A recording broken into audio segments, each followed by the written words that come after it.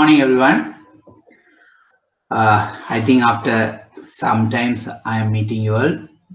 I hope you all are safe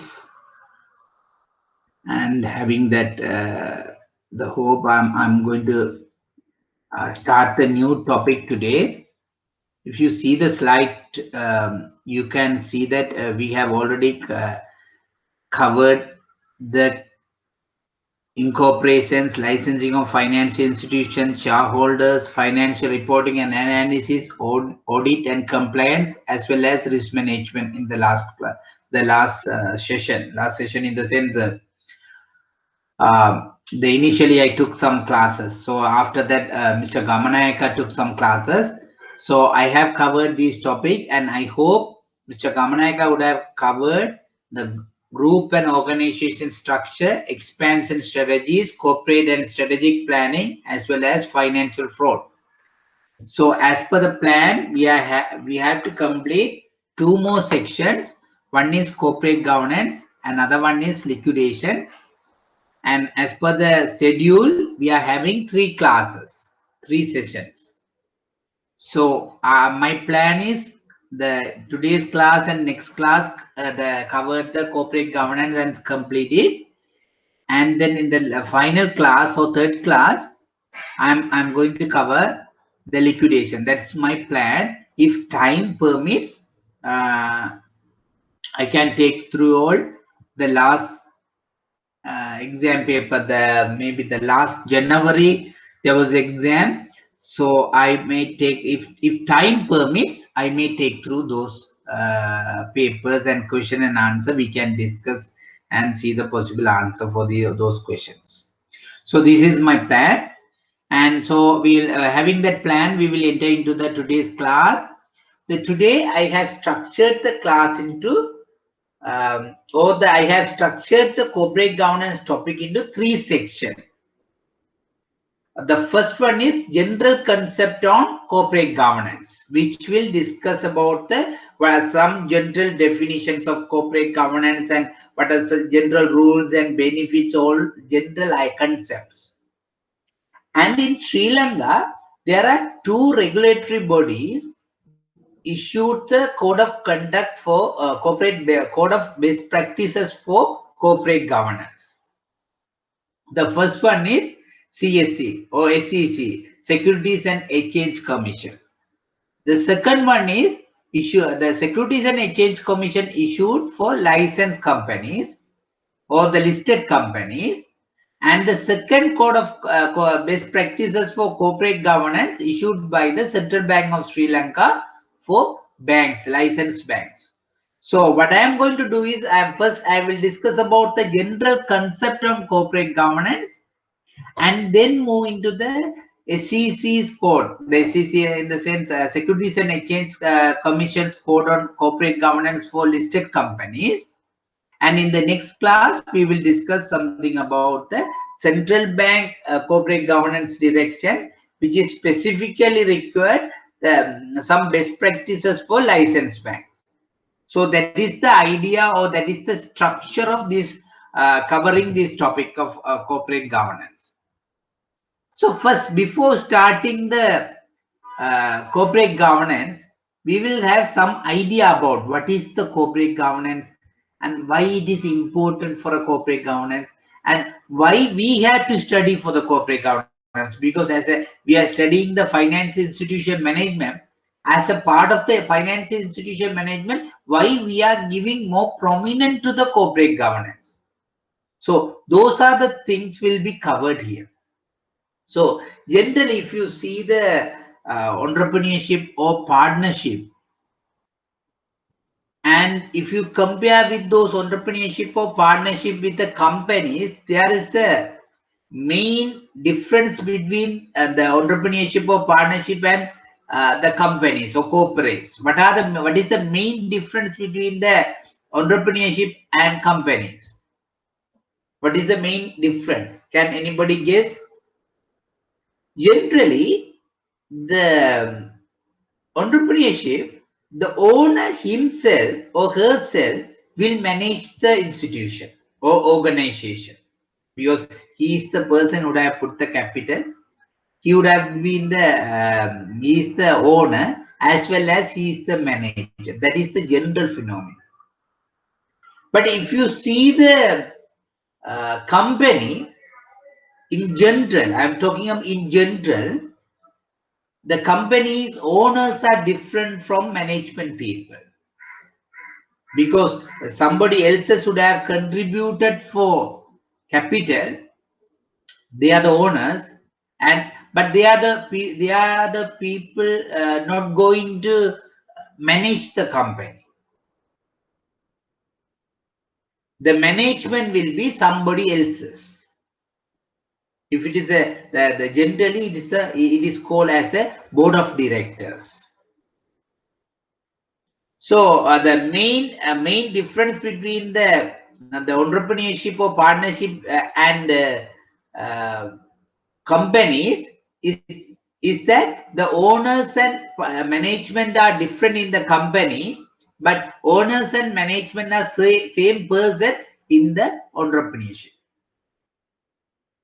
So compared to this entrepreneurship or partnership, in a company, there should be better structure of rules and practices and process in place.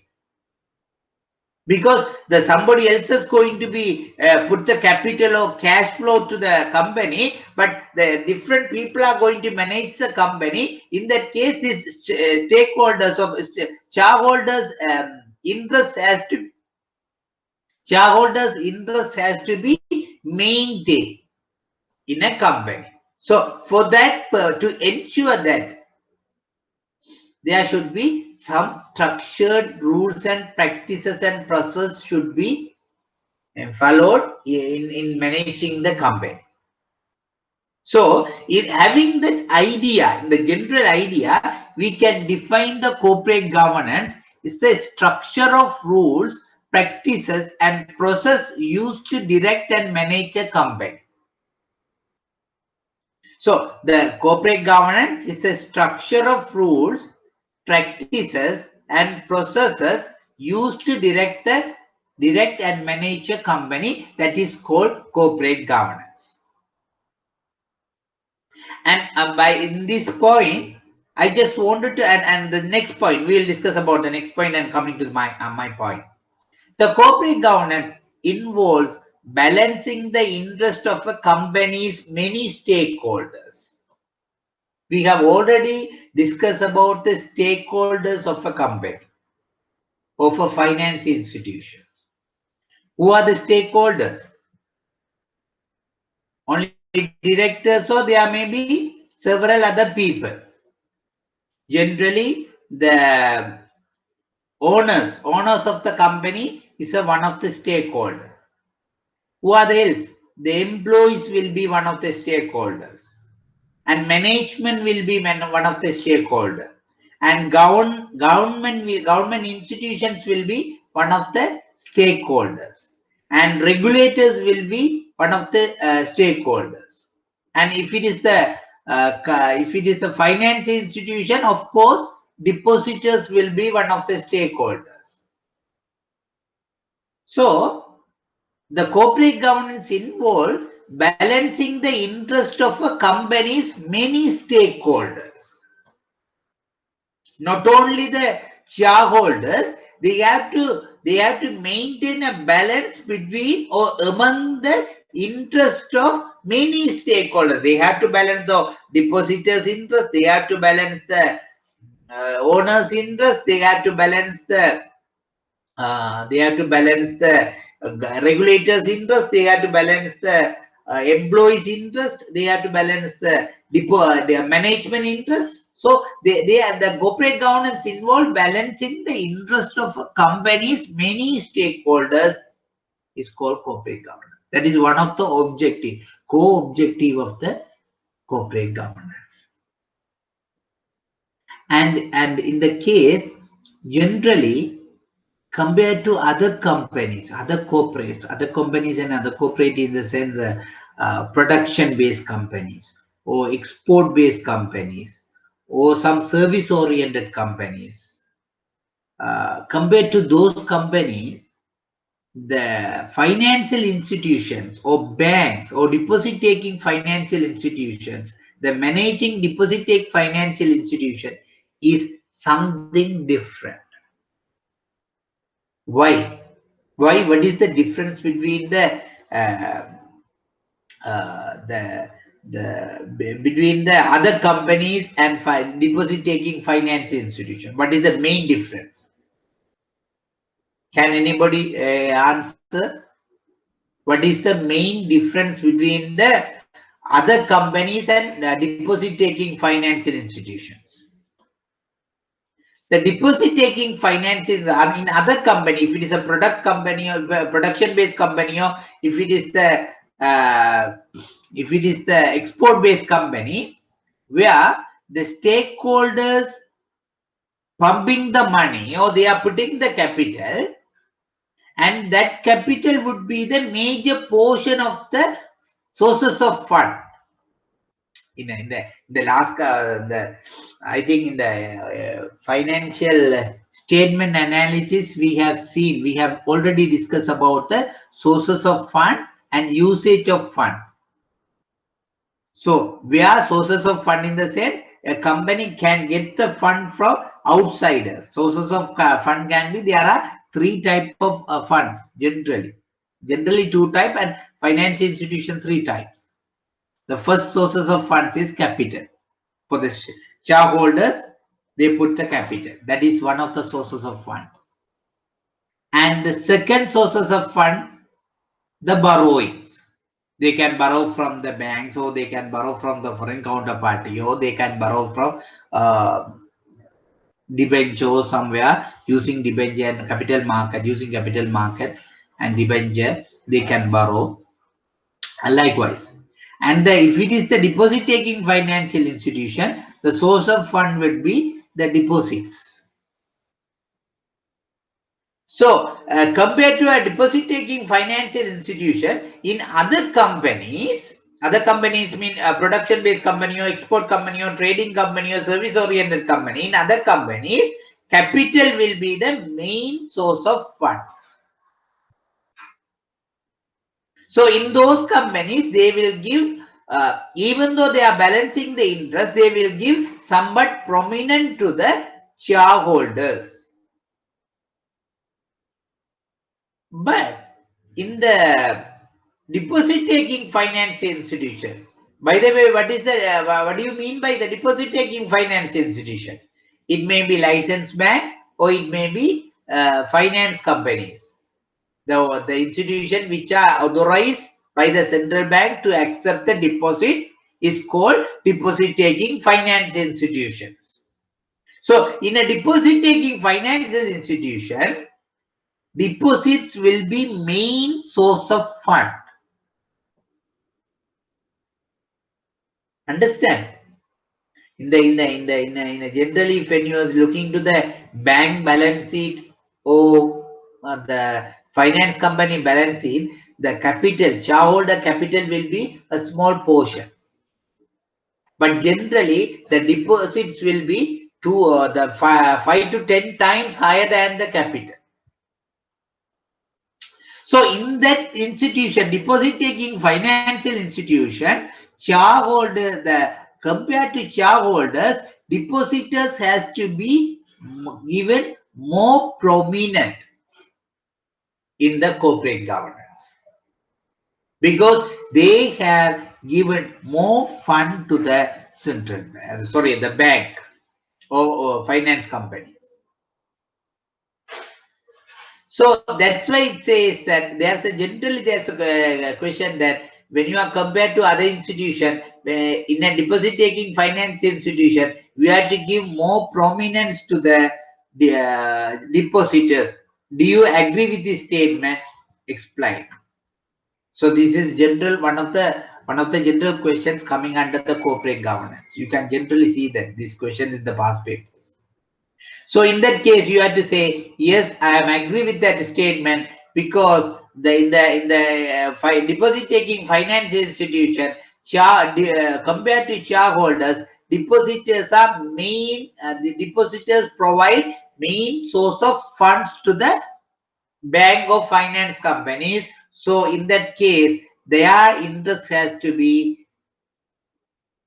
protected by the board of directors.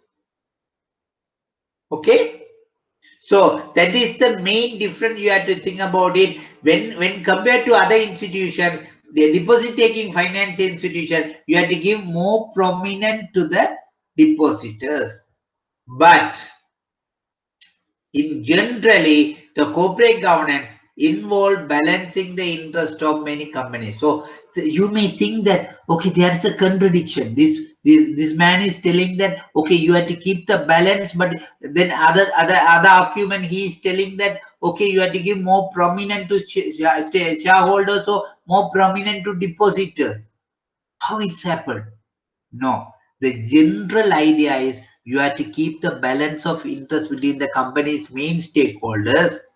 But when there is a issues happen, so when there's a contradiction or anything, the conflict, then at that time, at the final point, you have to give more prominent to depositors if it is the deposit taking financial institution, or shareholders if it is the other companies. Understand? Any questions you all wanted to ask in this regard? Because this is something important. That's what I am again and again emphasizing to you all. Because normally there are questions in these sections. That's what.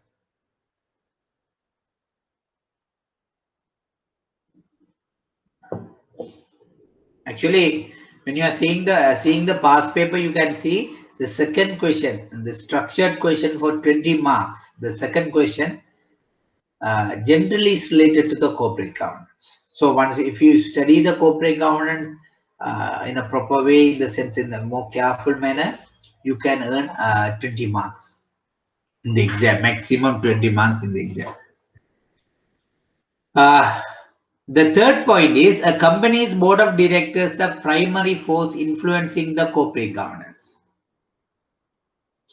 Okay, the corporate governance is not only the board of directors. It is related to shareholders, it is related to senior management, it is related to the employees, and even though it is related to everybody, the board of directors is the primary force of influencing corporate governance. Actually, there's another question is related to this bullet. I'm going to discuss that in the later on. But you have to see that even though there are many stakeholders involving in the corporate governance process, but the primary force of influencing, or the tone at the top, they are the people influencing the corporate governance. That's you have to keep in mind. Because there's a two misconceptions. The first one is the people think about it, corporate governance is only about the board of directors. It is not only about the board of directors. It is about even everything, every management, even board of directors having their responsibility, senior management having the responsibility, even the shareholders having the responsibilities.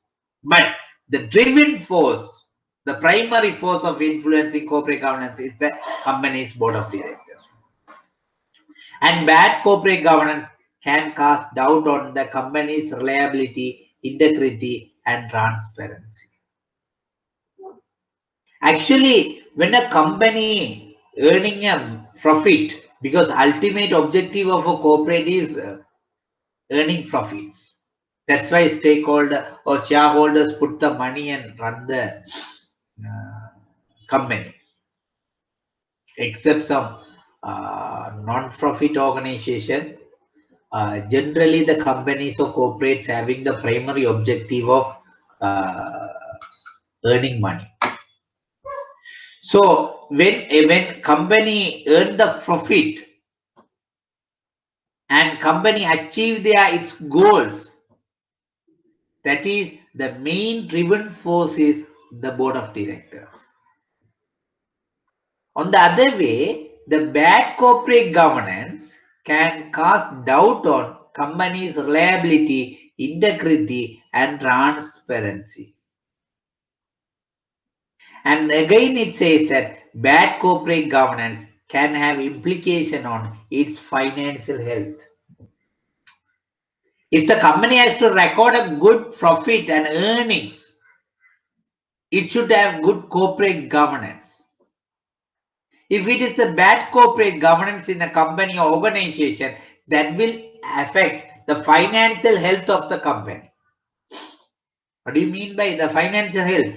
It will affect the profitability and other balancing and etc. So generally, the bad corporate governance will create a reputational risk to the organization. Mainly it will create reputational risk to the organization, and it may create other risk as well. So by this slide, we are just studying this slide. We got to know the 3-4 points. The main thing we have to keep it in mind. The corporate governance is the structure of rules, practice, and process used to direct and manage the company. That is first. That's the definition. If somebody, I think that 2018 or 19, there was a question, what is corporate governance? Then you have to say, this is the direct answer. Corporate governance is the structure of rules, practice, and process used to direct and manage a company. And the second one is the board of directors keep the corporate governance involve the balancing the interest of the companies among the many stakeholders. Third one is company's board of directors is the primary force of influencing corporate governance. And the last, you have to keep in mind the consequences of bad corporate governance. Understand? Any doubt?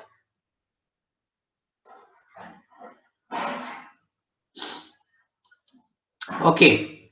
Then this is some definition on corporate governance. I think nothing to explain much. You can just keep it in mind.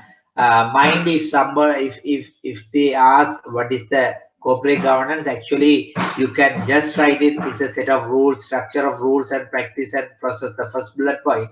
But if you wanted to elaborate further, you can give this as an additional definition.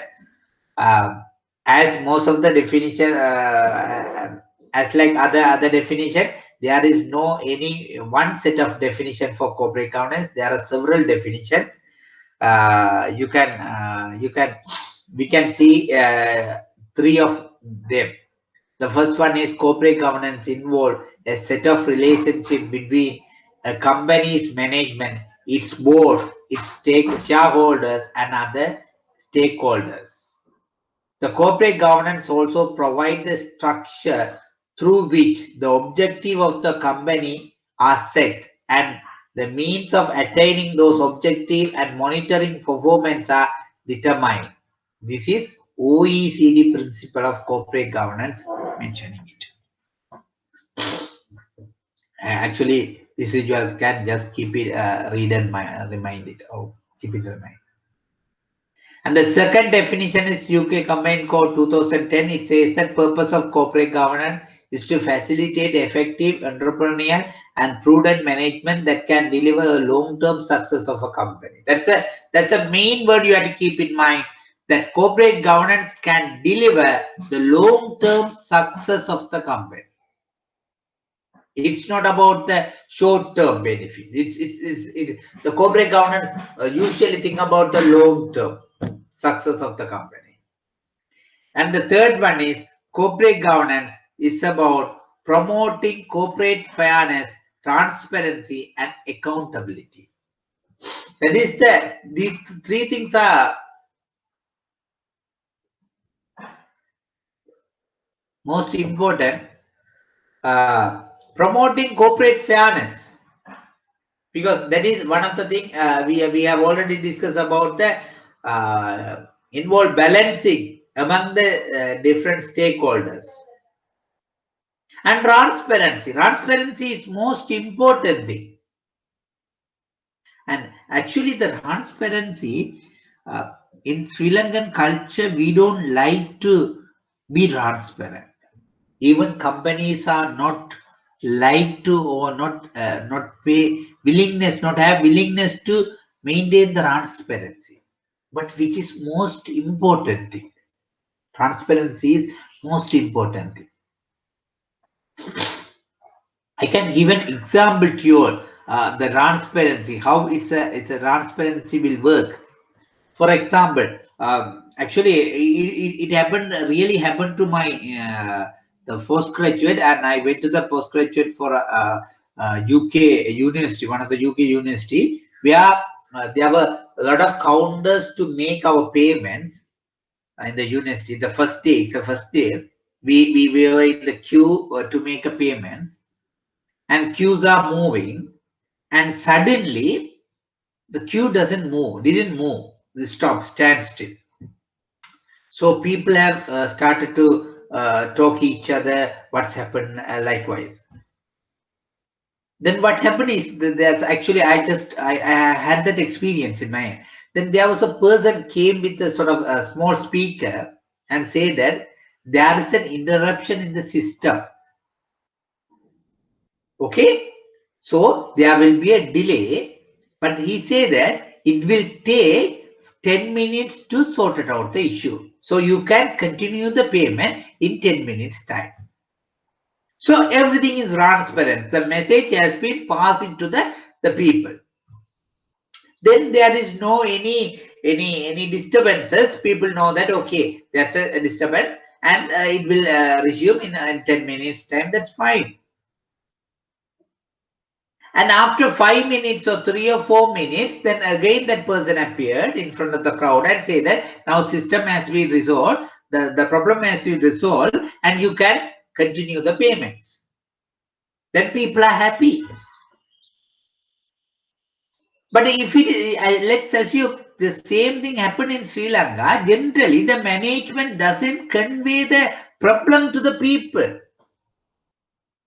Then what will happen is the people in the queue would have talked about, and somebody say that there's some issue, somebody say that they went for lunch, and somebody say that these people are not speedily move, and all sort of things. And that gossip may create unwanted talks and unwanted opinion among the customers or the students. That may create a reputation, affect the reputation of the university or institute organization. So actually, I just learned the transparency from that incident. So actually, the transparency is much important, especially when a company, the owners are different from the management people. So management people should maintain the transparency to the owners as well as other stakeholders. Understand? So the promoting corporate fairness, transparency, and accountability. Because when I am managing the company, I should be able to take the accountability. So promoting these things are called as corporate governance. So this is one of the definition. This is economic intelligence units make these definitions. So these are some definitions you can just keep in mind. If there's any questions about what is corporate governance, you can just write it your wording, which is explained in the first slide, and then you can, if you wanted to add some value for that answer, you can say this is one of the definitions in the corporate governance. Any doubt you all wanted to ask for anything, any comments or questions you all wanted to ask for me?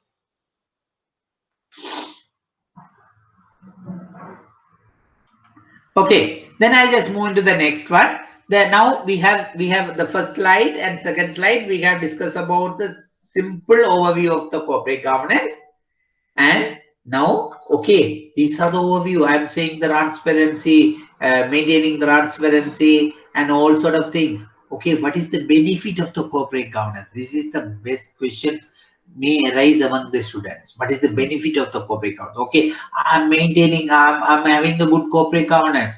I'm having the best practices, transparency, and all. What is the benefit of the corporate governance?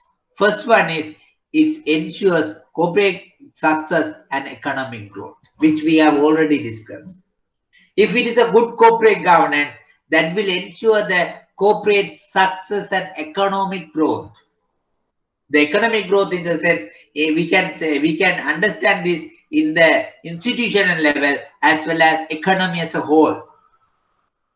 So that ensures and maintain investors' confidence and lowers on capital cost. Actually, if the company have a good corporate governance, that company will have good reputation. And that will, if the company has a good reputation, then owners can generate capital at a lower cost. For example, if you can see several companies in the stock market, they are earning profits and all, but some companies having good values in the stock market. People are relying on some companies, even though the comparably their earnings are lower, comparably lower with some other companies or some other business, but people are tend to trust on those companies simply because of they have good corporate governance. That company has good corporate governance. So maintain the investor confidence and lowers the capital cost will be one of the other benefits we can derive from the corporate governance. And other one is related to the second one, create positive impact on share price, which we have already discussed. Even though the ROE and other indicators for key finance institutions are similar, some companies shares having more values. One may be the branding. Branding is one of the reasons. If it's a good branding, that shares having the good value.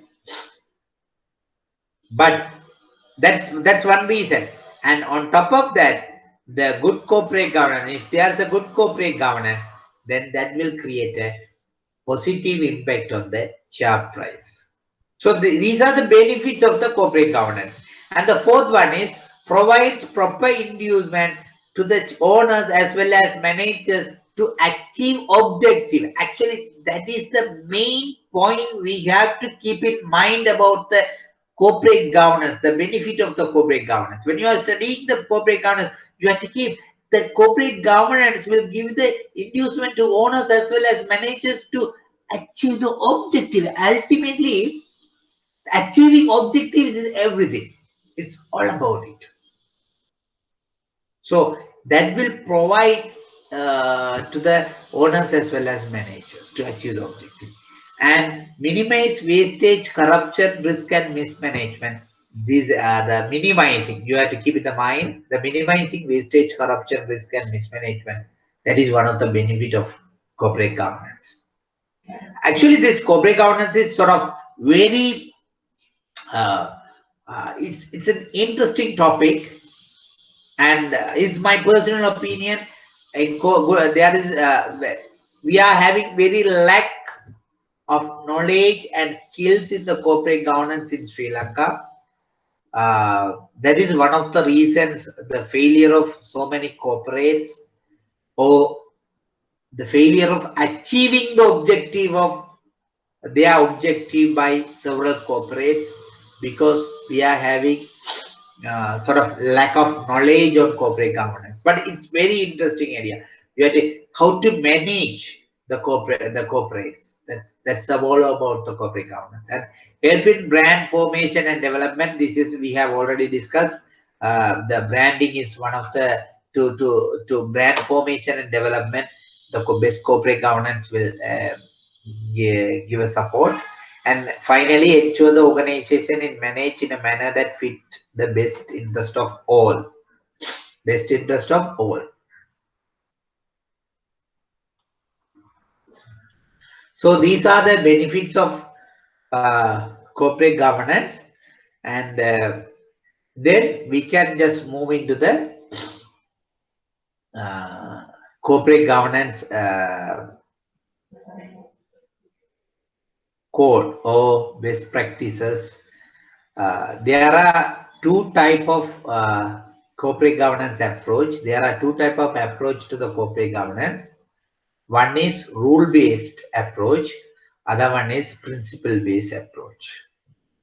In the world, there are several corporate governance best practices, and these best practices are different from country to country or industry to industry.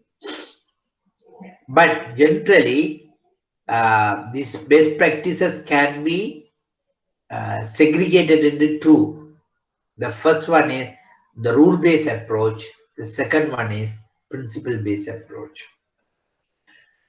The rule-based approach is based on the view that companies must be required by law or by some other form of compulsory regulations to comply with established principles of good corporate governance. So it's a compulsory. That is rule-based. For example, we can say rule-based, the rule-based and principle-based. We can just segregate it. Okay, the board of directors should meet at least 4 times in a year. Is a rule-based. They must meet 4 times in a year. That is a rule. And it's a compulsory also. For example, one by quoting a law or some other regulatory form, they say that you must meet at least 4 times in a year. So it's a rule base. But in principle base, it says that you can the board of directors can meet adequately enough to sort it out their issues or to discuss the company matters. They don't say it's 3 times or 4 times or 6 times or 10 times. They say that adequately you have to meet. It may be 2 times or 5 times. So here that it says that it's a rule base, and that is the difference between the rule base and policy base, the principle base. So in the rule base, it's based on the law or some other regulatory form. It's a compulsory. They have to meet it. But if it is a principle base, they can just giving more reasons. They can even avoid it. That is the difference between the rule base and principle base. In the principle base, they can avoid. So advantages of the rule base: the companies don't have the choice ignoring the rules. So everybody has to follow the rules. There is no choice for ignoring the rules. And all companies are required to meet the same minimum standard. For example, if it is the 4 times the board of directors has to meet at least, then everybody has to meet at least 4 times. If it is a 2, directors should be the independent directors, then everybody in every company there should be 2 directors should be an independent directors. We will see what is independent director later on. And investor confidence in the stock market might be improved. These are the advantage in the rule base, and disadvantage: the same rule might not be suitable for every company. That's obvious. That's a main disadvantage of the rule base. The rule base, we are saying the same rule for every company, which may not be suitable, which might not be suitable. Because some companies, it's for example, if it's a larger bank, we say that okay, there should be a separate remuneration company, their remuneration committee. But if it is a large company or large corporate, that may be applicable. But if it is a small corporate, family maintained, then of course it's not suitable. So that's main advantage. And other one is there are some aspect of corporate governance that cannot be regulated easily somehow. So these are the advantage and disadvantage based on the rule base and principle. The advantage and disadvantage related to the rule based approach to corporate governance. And principle base, I have already explained to you all. The principle base is sort of, they don't say it's a set of rules, and it's not about the hard and fast rules. They just say that okay, you have to comply. Principally they are saying it is based on the view that single set of rules is inappropriate for every company. Therefore, corporate governance code should consist of principle, not rules. Understand? It gives some flexible. It doesn't have rules. It's give only principles. The principles should be applied to all by all companies. The guidance should be given with a code to suggest how the principle should be applied in practice. As a general rule, companies should be expected to comply with guidelines. And as a general, when a company does not comply with the guidelines, it should report the fact to the shareholders and explain its reason for non-compliance. That's the thing. That's the thing. In the principle base, they can, if a company could not meet the minimum the guidelines, then they have to say that okay, with these reasons I could not comply with the reason. That's it all about in the principle base. But if it is a rule base, it's based on the law and or based on some other regulatory factors. So every company must follow it. So in the world, there are rule based as well as principle based approach to the corporate governance. This principle based approach is called as a comply or explain approach. They have to, if they can comply, or if they cannot, they just explain it why they cannot do it. Understand? Any doubt or anything you want to ask from me?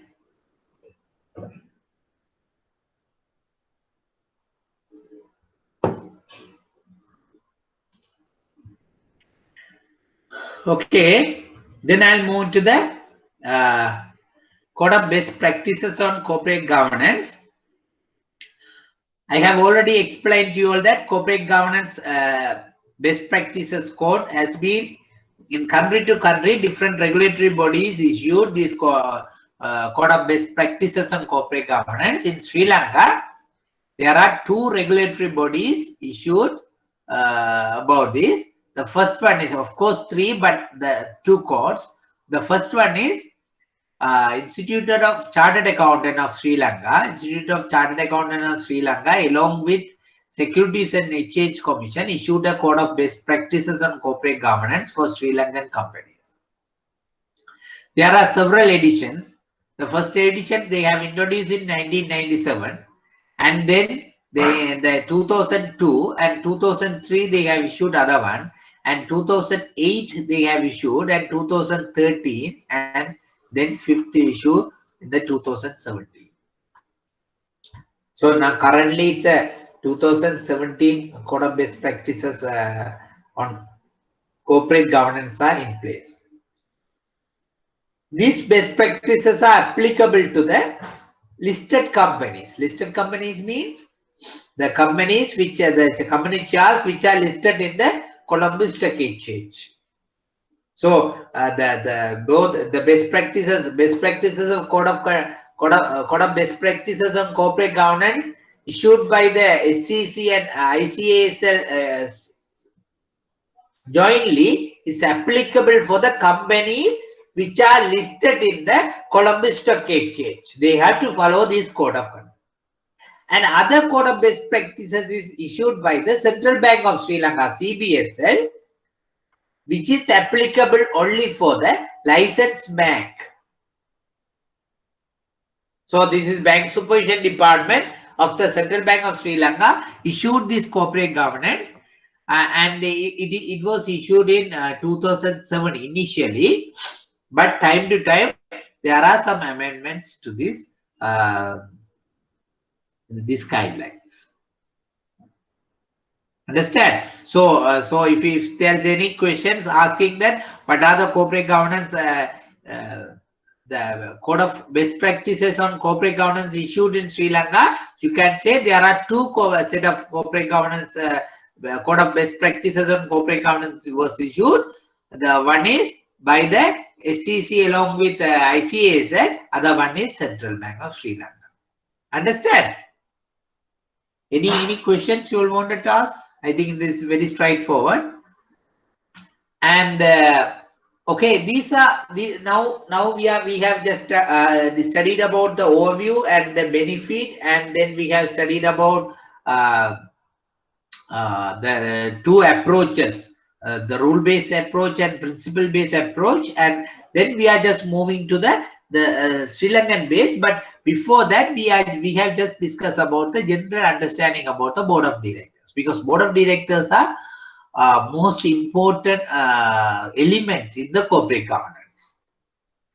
Then in the board of directors, every public company, the code of best practices says that every public company should be headed by an effective board which should direct and lead and control the company.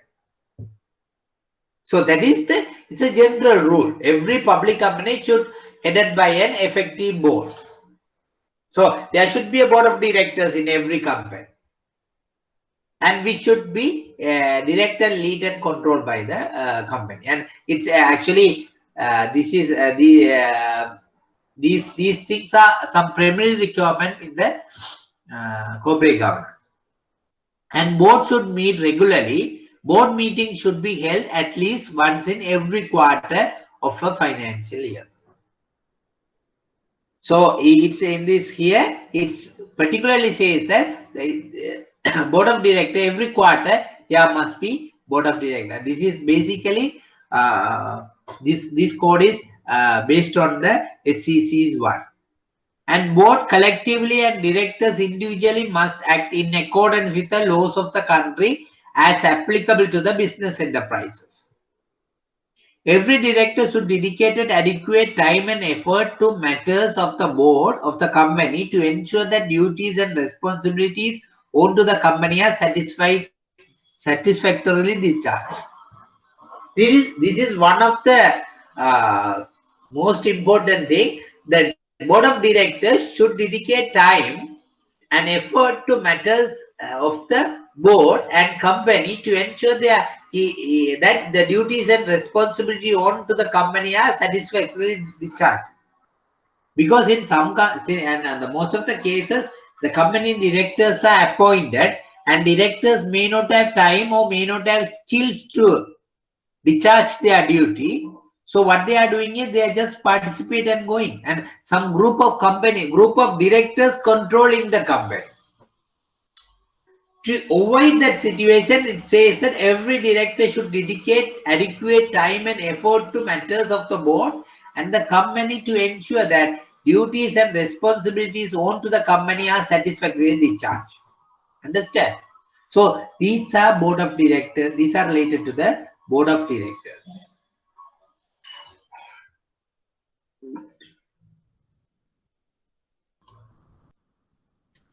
And other thing is the board responsibility.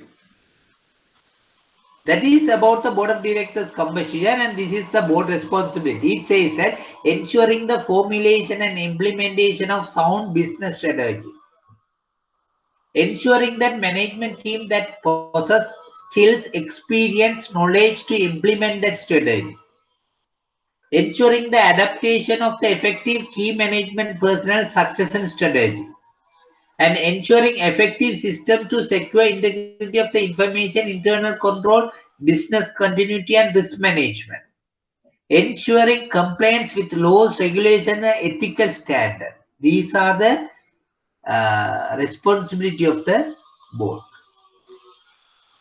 And there are some other responsibilities: ensuring all stakeholders' interests are considered as a corporate decision, recognizing suitable business development in corporate strategy, decision and activities, ensuring that companies' value standards are set with emphasis on the adopting appropriate accounting policies and fostering compliance with the financial regulations, and fulfilling such other board functions as are vital given scale and nature of complexity of the business concern.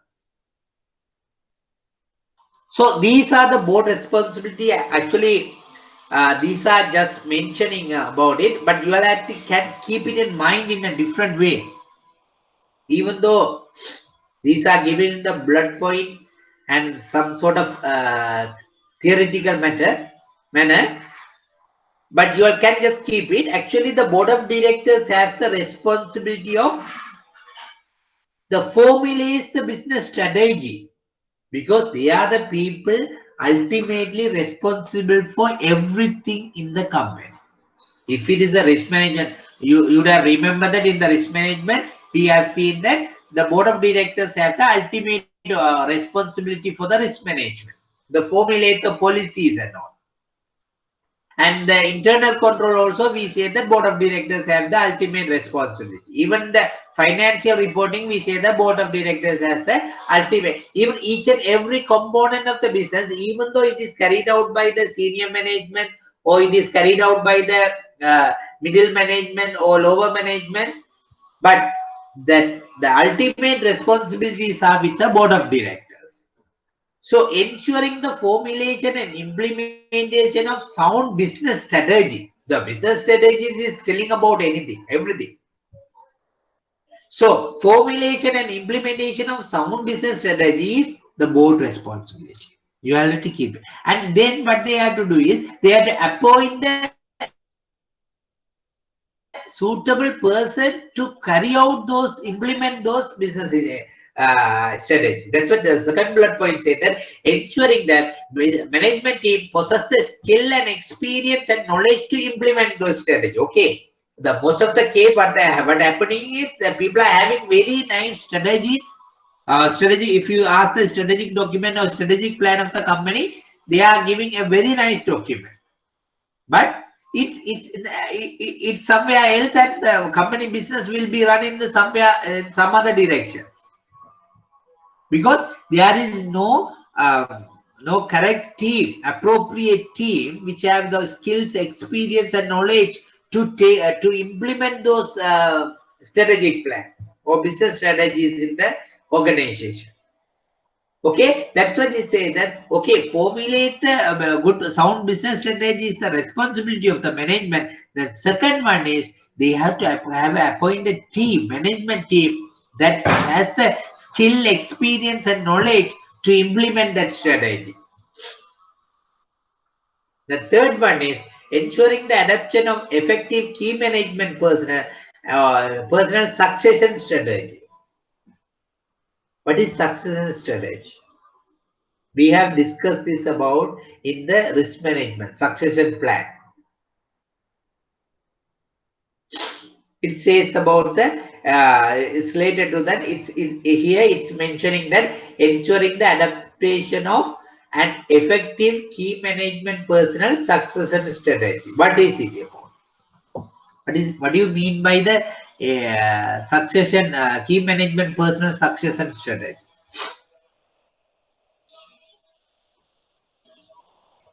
In a company or bank, you may observe some companies, very successful companies or very successful financial institutions, but everything is depend on CEO or chairman. May not be chairman, everything depend on the CEO. The CEO may run, or CEO is the person who runs the show. As a one-man show, he has all the skills and ability and everything. He running the business or finance institution in a manner that achieving the objective in a effective way. But suddenly, if that CEO leave the particular finance institution or particular company, that will be the end of the story for that company or the finance institution. They may not have proper succession to that CEO. So that's what to say, that when a person, always they have to have succession plan or succession strategy for key management person. For example, if it's the CEO, they have to, okay, if something happened to the CEO, suddenly CEO left the company, or something happened to the CEO, who will replace that post, whether he has the capability to replace the post. Otherwise, he has to be given proper training and skill to replace that post. Not only CEO, maybe AGM or DGM level or deputy CEO. Likewise, each and every key management personnel, there should be a succession strategy. Some companies, if you see some companies and IT can be or IT is handled by one person, by one key management person. He knows about the entire thing about in the IT, especially this happen in the IT. If a company's IT matters, everything is handled by one officer. Suddenly, if something happened to that officer, suddenly he got the sick or anything, then nobody able to provide that services to the company. So there will be a interruption in the business. So that's why it says that adapting the key management personnel succession strategy is responsibility of the board. Board should make sure that, okay, the succession strategy is implemented. And ensuring effective system to secure integrity of information, internal control, business continuity, and risk management. They have to, that is also one of the responsibilities. And of course, comply with the laws and regulation ethical standard is the board responsibility, and other things are you can just read it, keep it, understand it. So you have to keep it. The formulated policies and appoint the key management person, they effectively manage the succession strategy. These are the main responsibility of the board of directors in a company with related to the good corporate governance. Anything you all want to ask from me?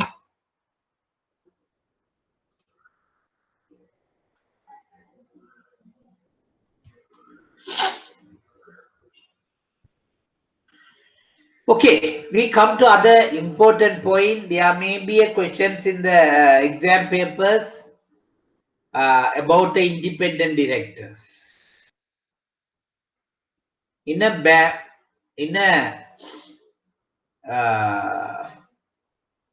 board of directors, there are three type of directors. Mainly, there are two type of directors. We have discussed, which we have discussed in the risk management. What are those two type of directors? What are those two type of directors? First one is executive directors. The second one is non-executive directors. Who is executive director? Who is a non-executive directors? The person who is involved day-to-day business operation of the company, or the director who is involved day-to-day operation of the company is called executive director. Okay, the director who involved day-to-day operation of the company is called the executive director. CEO is one of the executive directors. Maybe DGM, maybe, and then if one of the DGM is a director, he will be the executive director.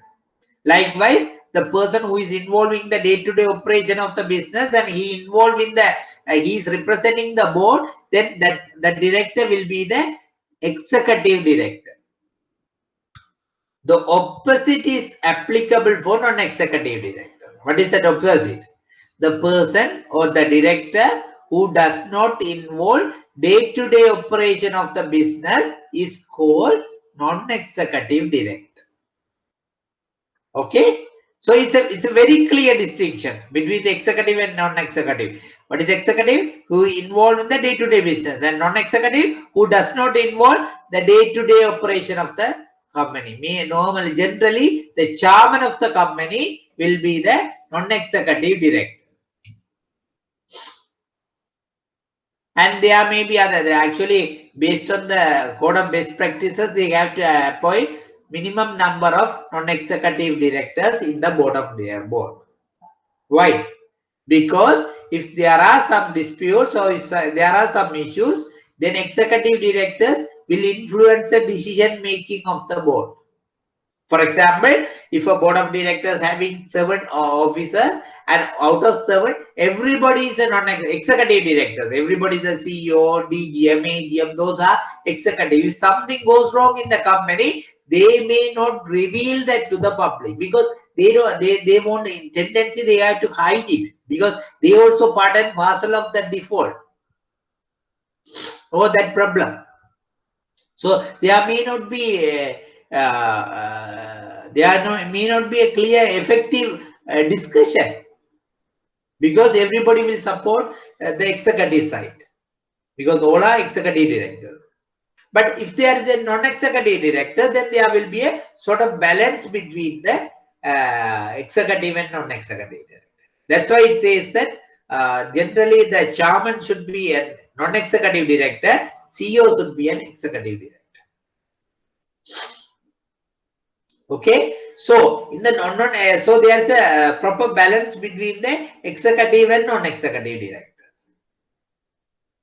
And in the non-executive director, there's other subset of directors which are called independent directors. They are purely independent from business operation of the company, or purely independent from the company.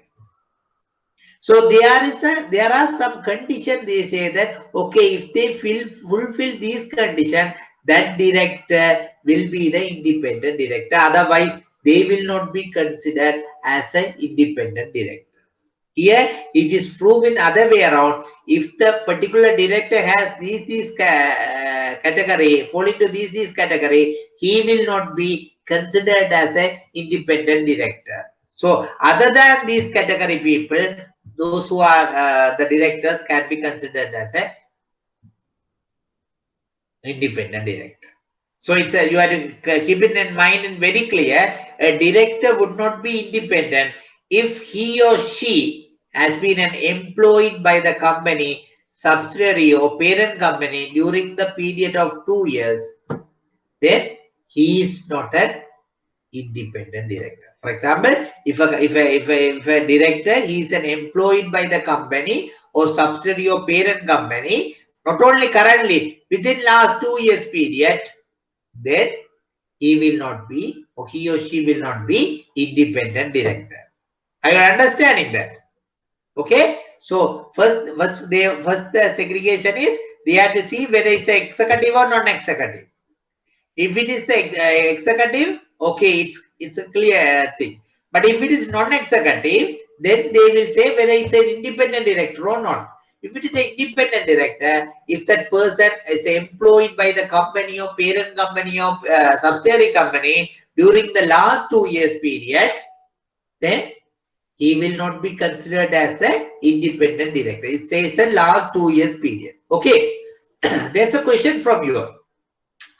The person, a particular director, currently an employee, whether he is an independent director or not. Can somebody answer? Through the chat box, you all can answer the question. For example, if a director, he is currently an employee of a company, whether he is an independent director or not. Can somebody answer?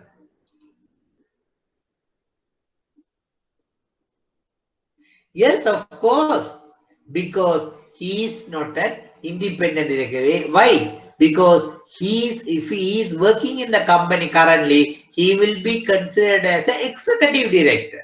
If he is considered an executive director, then there is no question whether he is independent or not, because the independent directors are selected within the non-executive group. Understand? So if it is the employee, then there is no question.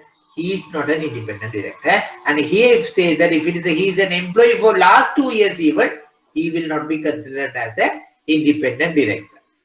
And the second point is currently has had within last 2 years immediately preceding appointing as a director a material business relationship with the company. Okay, they say that if it is currently or within last 2 years period, that particular director having the material business relationship with the company, then he or she cannot be considered as an independent director. For example, the person X, the director X, he is currently providing a main supplier. He is the main supplier for the company, the raw material supplier for the company. And he is now appointed as one of the director in the company. Whether can and he or she may be the independent director?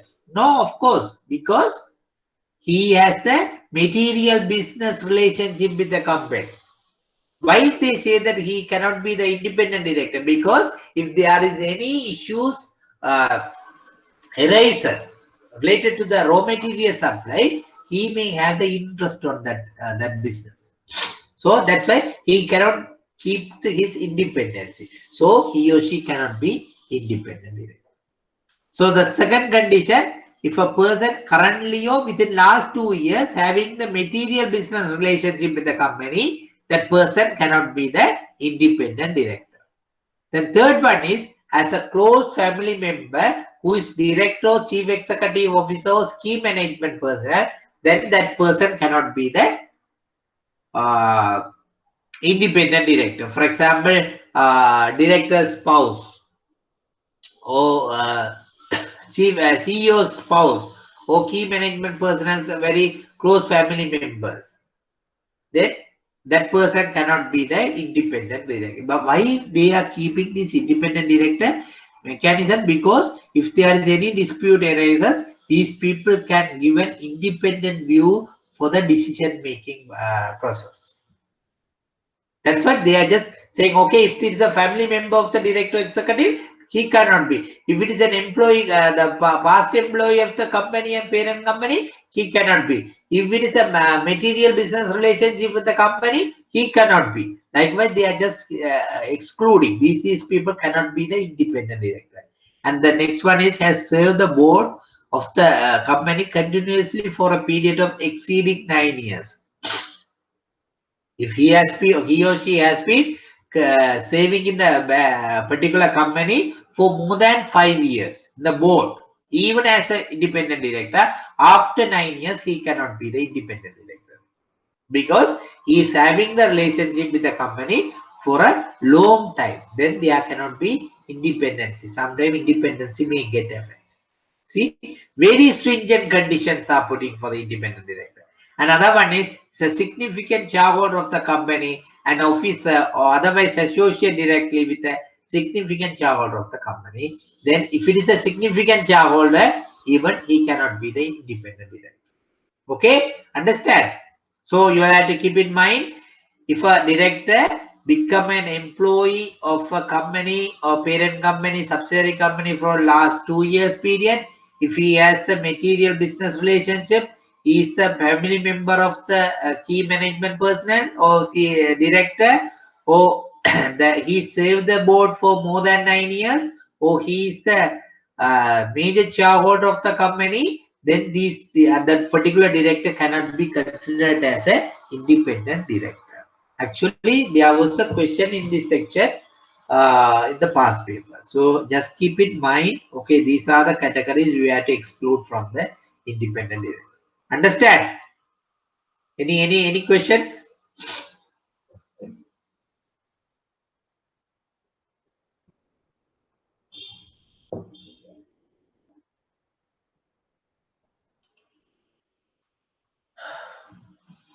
Then in the corporate governance, generally talk about the chairman and chief executive officer.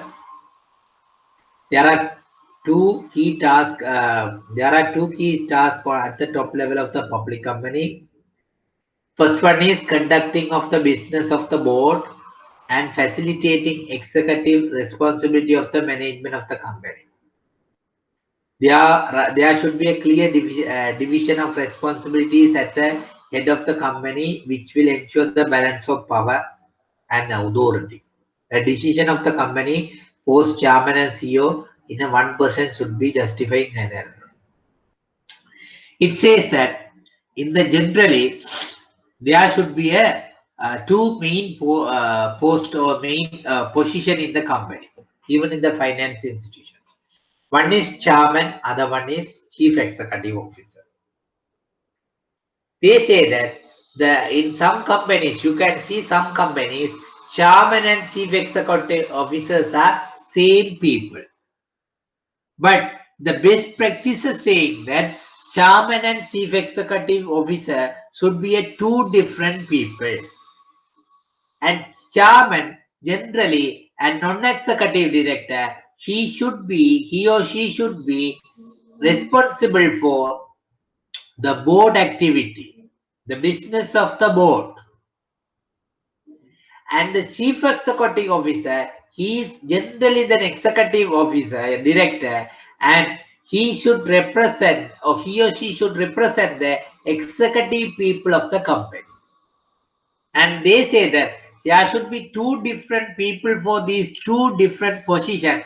Then only that there will be a balance of power and authority will be maintained in the company. If it is the same person, then there will not be the balance between the power and authority.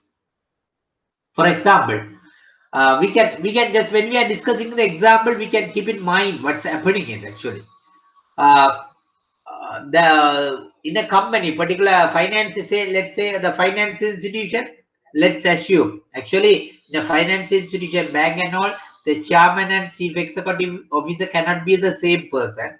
That's different story. But let's assume that the same person designated as chairman as well as chief executive officer in a bank. What will happen if something goes wrong in his under his purview as a CEO, under his day-to-day operation? Some material weakness has been found. What will happen? Generally, as a chief executive officer, he will try to hide that issue in the board of directors. And if he is the chairman, definitely he is the controlling the board of directors decision making, and he can influence the decision making power of the board. Then he will influence that matter as a CEO as well. So that's what it says, that okay, if it is a chairman is different person from the CEO, and if something weakness in the day-to-day operation, material weakness identified in the day-to-day operation of the bank or financial institution, then chairman will play a vital role to ensure for the correct decision making on that matter as a chairman and non-executive officer of the particular bank and finance institution. That's what it says, that the chairman and chief executive officer should be two separate people. But in the some of the principle base, it says that it should be, it's better having the two different people. But if it is a one person, it should be justified in the annual report. But it cannot be applicable for a bank and finance institution. The bank is a compulsory. The chairman and CEO should be two different people. It's a compulsory. But if it is the other companies, you can, of course, you can just say by disclosing, highlighting the reason, you can keep in the chairman and chief executive as a one person. But the best, what is the best idea? So what is the best concept? The chairman and chief executive officer should be two different people.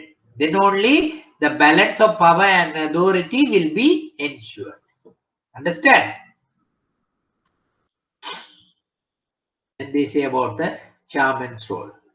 The chairman's role in preserving the good corporate governance is crucial. Actually, the board of directors has the tone at the top. They are the people ensuring the good corporate governance implemented in the company or particular company. So, as a chairman of the board, the chairman's roles in preserving good corporate governance is crucial. As the person responsible for running the board, the chairman should preserve order and facilitate the effective discharge of board functions. Ensure the effective participation of both executive and non-executive directors. Encourage all directors to make an effective contribution for benefit of the company. Maintain the balance of power between the executive and non-executive directors. So these are the some responsibility of the chairman. He has to ensure the balanced participation between executive and non-executive, and encourage all directors to make effective contribution for the benefit of the company, and maintain the balanced power between the executive and non-executive director. Actually, in a company, in the boardroom, there may be so many secrets in the boardroom. And in the most of the cases, the boardrooms or the board of directors in the decision-making process are controlled by certain people.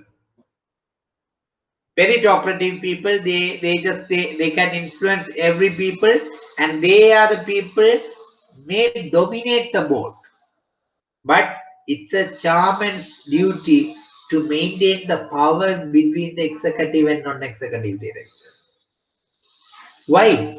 Because then only there will be a effective decision making process. If one group will started to dominate, then there will not be an effective functions. Understand? Okay. So then these are the chairman's role in the executive. And then we can talk about the appointment to the board.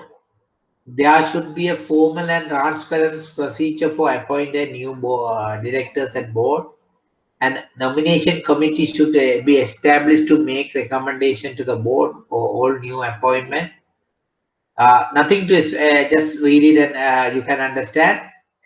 And the board as a whole should annually assess board composition to ascertain whether the combined knowledge and experience of the board matches the strategic demand facing the company. Actually, this is one of the most important thing they have to keep in mind, whether the present composition and their knowledge, combined knowledge and expertise is most important, most matches with the strategic demands of the company. For example, we can say that if it is the finance-based company or finance company or bank, and all the directors are does not have the experience on risk management. If none of the director has experience on risk management, accountancy, and banking business, then what will happen to the bank? It will be disaster. So that's what I say, that the board as a whole annually assess the board composition to ascertain whether the combined knowledge and experience of the board matches the strategic demand facing by the company. Upon the appointment of new directors, company should forthwith disclose to the shareholders. Once they appoint, they have to disclose, but all the directors should be required to submit themselves for re-election at the regular intervals, at least once in every 3 years. These are about the appointment of the directors. Any questions you wanted to ask?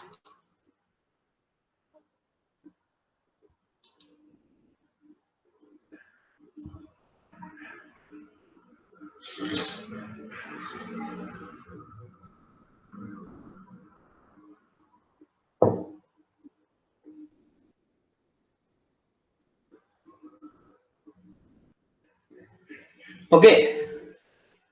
There's other concept. We have studied about the executive, non-executive, and independence, and chairman's roles and all. Now there's other one is the balanced board, which we have studied about. The board has to the corporate governance involve the balancing the interest of among different stakeholders. But this is about the balanced board. The balanced board means a company's board must be a right size. Right size in the sense.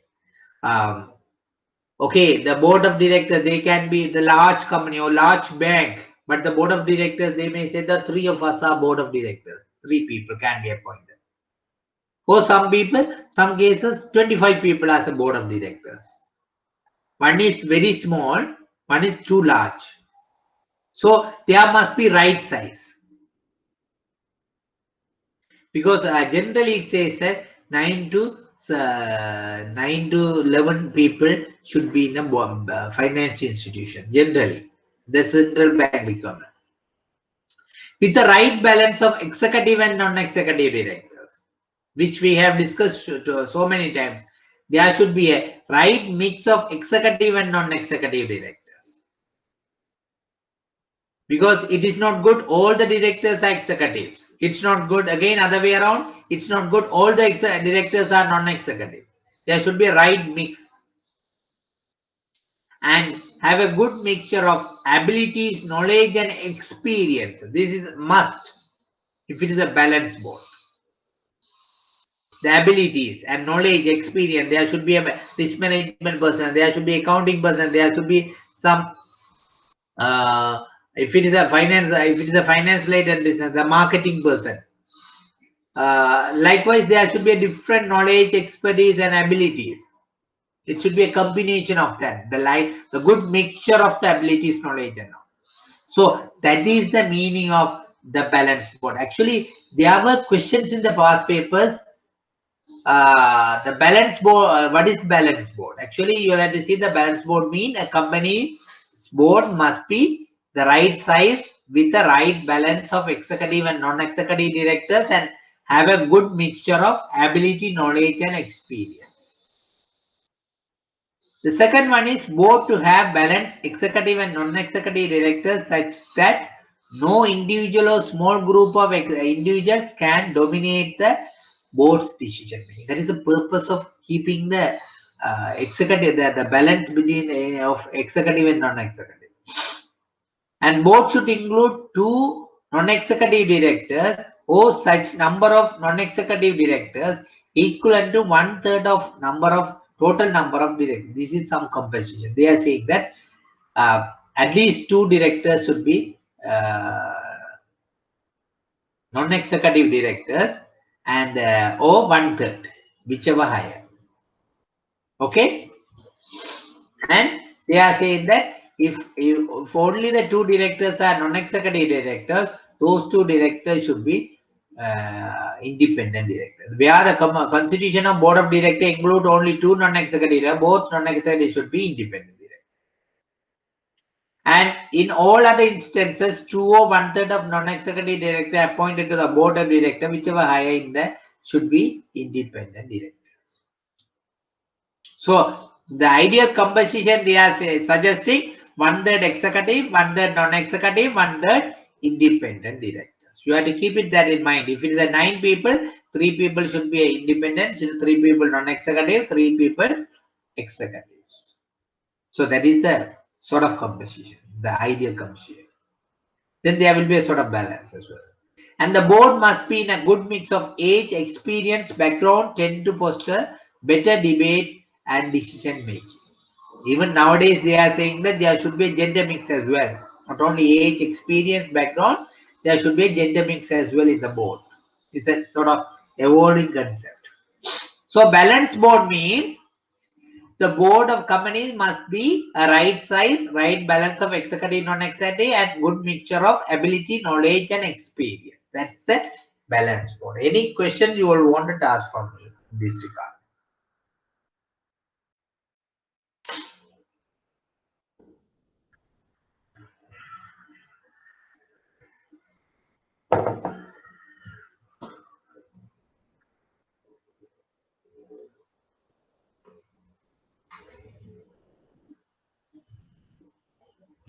Okay.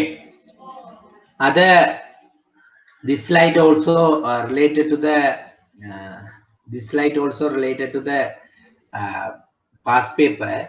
Actually, the past paper there are questions saying that in the corporate governance, the board of directors should be tone at the top. Can you explain and all? The concept of tone at the top describe attitude of corporate leaders, guiding values and ethical culture within the company. Actually, that's the meaning of the tone at the top. The tone at the top describes the attitude of the corporate leaders, guiding values and ethical culture within the company. The starting point for setting the tone begins with a board at the level. That's the tone. And the starting point of setting the tone begins with the board of directors. The board's most fundamental tasks include approving strategy, monitoring execution of plan, setting risk appetite and exercising appropriate oversight regarding risk mitigation with the underlying goal of preserving the creating shareholders value. So that is the tone at the top.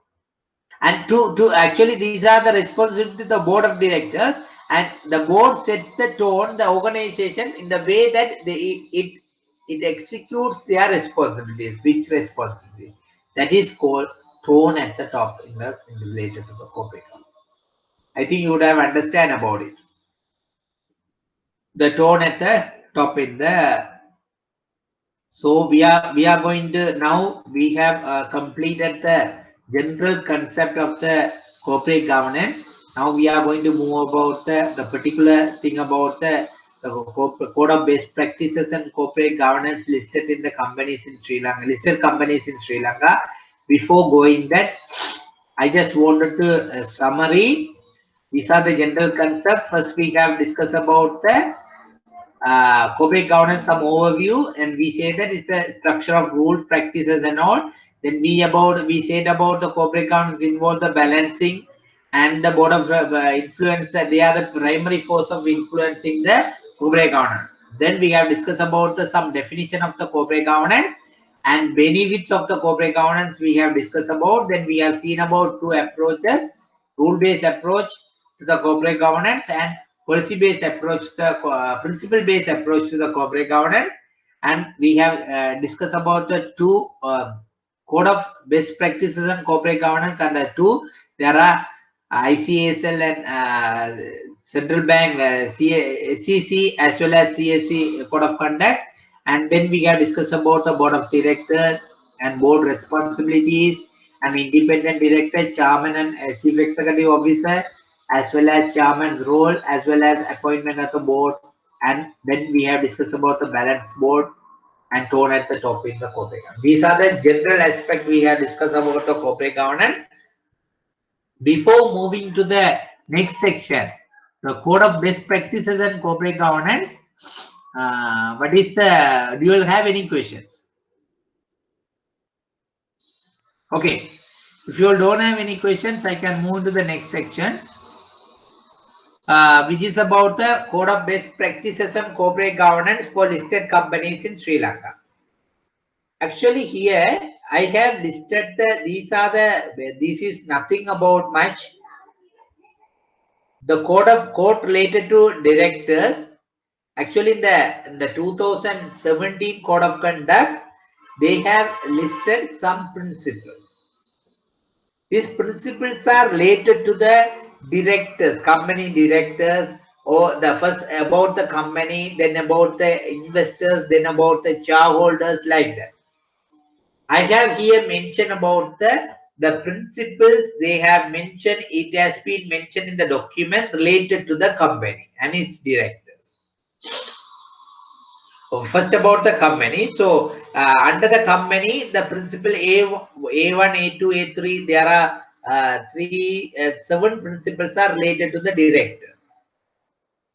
So the first one, it says that every public company should be headed by an effective board which should direct, lead and control the company, which we have already discussed.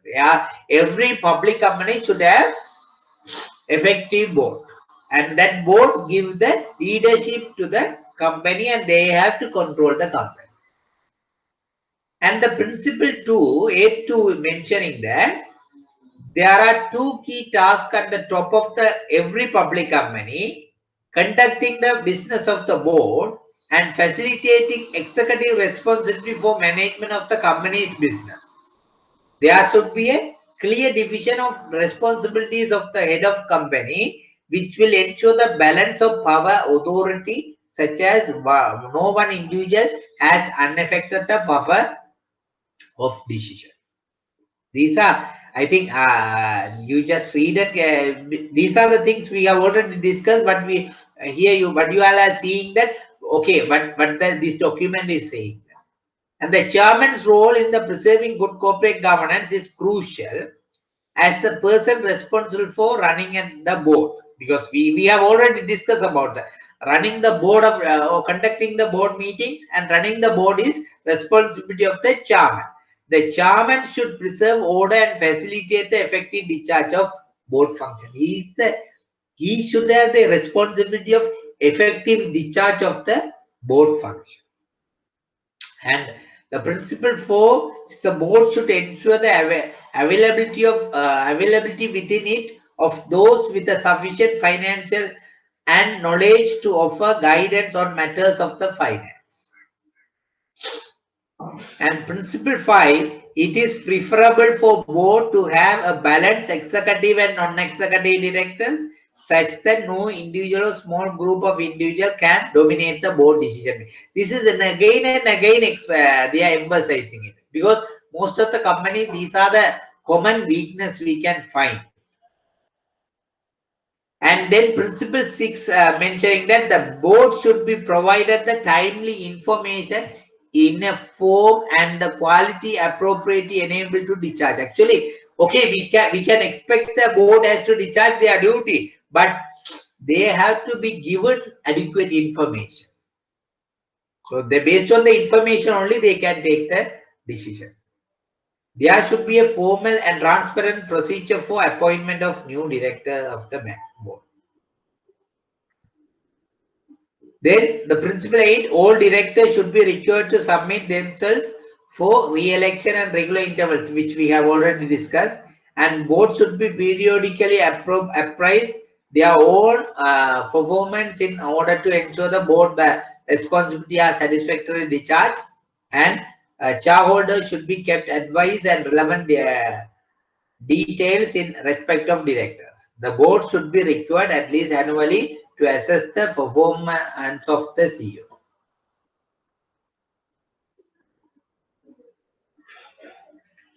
Code related to directors' remunerations. So these are the some principles related to the directors' remunerations. So companies should be established a formal and transparent procedure for developing policies and executive remuneration. And here's an important point is no director should be involved in deciding his or her own remunerations. This is important. And level of remuneration of both executive and non-executive directors should be sufficient to attract and retain the directors needed to run the company successfully. So the company's annual report should be contain statement of remuneration policy and detailed remuneration. And these are related to the shareholders. It's about the board should use the AGM to communicate with the shareholders and should encourage their participation. And the board should implement the effective communication with the shareholders. And the section 3 about this. And finally, it's about the accountability and audit. And board should be present the balance and stand up. And actually, these are the things you all can read and understand. This is nothing to explain much. You can easily understand the read and understand, because these are the as a concept wise we have discussed these things. Here what we are seeing is, okay, with respect to SEC's code of conduct, but they have mentioned. And the next class we will see about with respect to central bank code of conduct, but they have actually that is most important thing, because which is issued by the central bank for the financial institution, particularly deposit taking finance institution. So you can just keep it that in so more prominent way. So this is about the accountability and audit things. So that's all about today's class. So what you all can do is in the next class we will today we have seen about the general concept of corporate governance as well as SEC's some principles, which is you all can just read and get it. And the next class we will discuss about the central bank guideline, the bank supervision department guideline on corporate governance to the licensed bank, which is more something more important to the topic. So that's all about it. If you'll have any questions I can answer, otherwise we can finish the class today. Thank you.